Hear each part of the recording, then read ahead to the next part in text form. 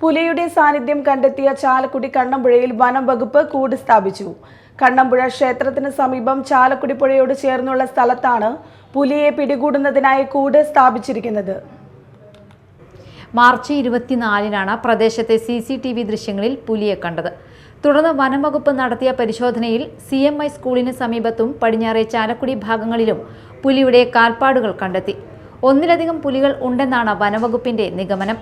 പ്രദേശത്ത് 3 RRT ടീമുകളായി തിരിഞ്ഞ് 18-20 വാർഡുകളിൽ നിരീക്ഷണം നടത്തി വരികയാണ്. ജനങ്ങൾക്ക് ജാഗ്രതാ നിർദ്ദേശവും നൽകിയിട്ടുണ്ട്.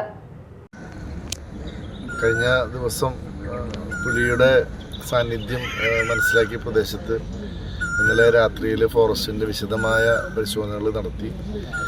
കൂടുതൽ പഗ്മാർക്കുകൾ അതിൻ്റെ ഭാഗമായിട്ട് അവർ കണ്ടെത്തിയിട്ടുണ്ട്.